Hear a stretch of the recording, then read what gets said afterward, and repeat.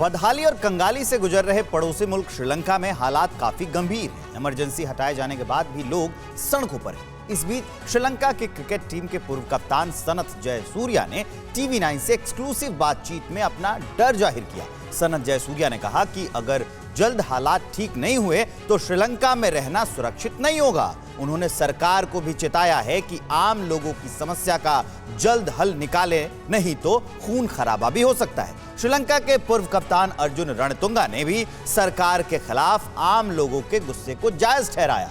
रणतुंगा ने कहा है कि मौजूदा सरकार ने अपने फायदे के लिए संविधान ही बदल दिया। श्रीलंका में आर्थिक संकट से जुड़ी खबरों के लिए आइए देखते हैं Sri Lanka top 9।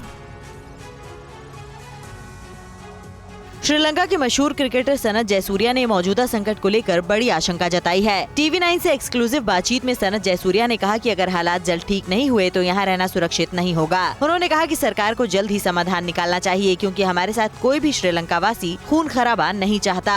Currently, I think we feel safe. If the situation is not corrected soon, it will be unsafe very fast. If it is not corrected, there will be a lot of issues. So we don't want to have any bloodbath in Sri Lanka. Sri Lanka को पहली बार cricket का विश्व cup दिलाने वाले पूर्व कप्तान अर्जुन रणतुंगा भी मौजूदा संकट में मुश्किलों का सामना कर रहे हैं। रणतुंगा ने आम लोगों के विरोध प्रदर्शन का समर्थन किया है। उन्होंने कहा कि आम जनता सिर्फ बुनियादी चीजें जैसे दूध, पाउडर, गैस, चावल, पेट्रोल मांग रही है। इस सरकार ने अपने फायदे के लिए पूरे संविधान को बदल दिया है। रणतुंगा ने भारत को बड़ा भाई बताया। उन्होंने कहा कि भारत पेट्रोल, दवाई जैसी जरूरतों को पूरा कर हमारी बड़ी मदद कर रहा है। सबसे बड़े आर्थिक संकट के दौर से गुजर रहे श्रीलंका में राष्ट्रपति गोटाबाया राजपक्षे के इस्तीफे से इनकार के बाद कल श्रीलंका के शेयर बाजार में भारी गिरावट दर्ज की गई। बुधवार को CSE ऑल शेयर इंडेक्स 1.8% गिरकर 8,580.93 अंक पर बंद हुआ। कल अमेरिकी डॉलर के मुकाबले श्रीलंकाई सॉवरेन डॉलर बॉन्ड में भी 3 सेंट से ज्यादा की गिरावट हुई। हालांकि श्रीलंका में इमरजेंसी हटाए जाने के बाद कामकाज फिर से सामान्य होने की उम्मीद जताई जा रही है, जिससे लोगों की परेशानी थोड़ी कम हो सकती है। श्रीलंका की कंगाली की मार सबसे ज्यादा आम लोगों पर पड़ रही है। खाने पीने के सामानों की कीमतें पहले ही आम आदमी की पहुंच से बाहर हो चुकी हैं। श्रीलंका के आम लोग किसी भी हाल में इस मुश्किल दौर से बाहर आना चाहते हैं। कोलंबो में विरोध प्रदर्शनों का दौर जारी है। कल बड़ी संख्या में आम लोग सत्ताधारी पार्टी से जुड़े सांसदों और आला अधिकारियों के घरों के बाहर जुटे और नारेबाजी की। कोलंबो में दिन से शुरू हुए विरोध प्रदर्शन का दौर देर रात तक जारी रहता है।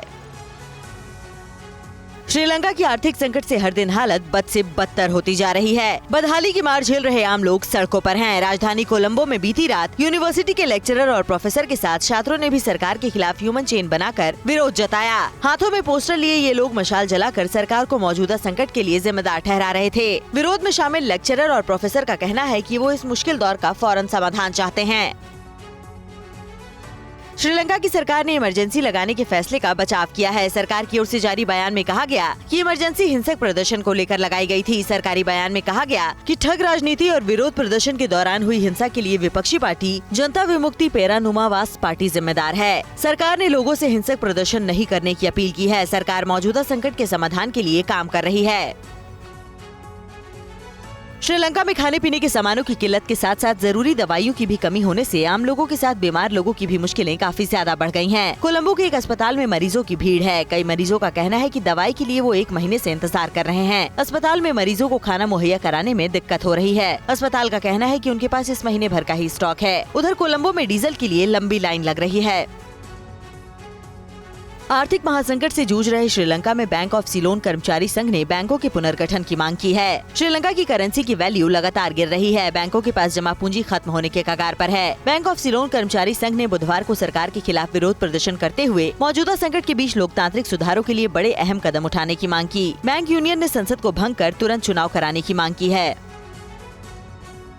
बदहाली और कंगाली की मार झेल रहे श्रीलंका की होटल और पर्यटन उद्योग पर भी आर्थिक संकट गहराता जा रहा है। राजधानी कोलंबो के एक मशहूर होटल का कहना है कि मौजूदा संकट की वजह से पर्यटकों की संख्या गिरने से होटल कारोबार बुरी तरह से प्रभावित हुआ है। होटल मैनेजमेंट का कहना है कि बहुत मुश्किल से होटल और पर्यटन उद्योग कोविड के बुरे दौर से निकला था, लेकिन नए संकट ने उनकी मुश्किल बढ़ा दी है। हालांकि होटल ने भरोसा जताया है कि श्रीलंका जल्द इस मुश्किल दौर से बाहर आ जाएगा।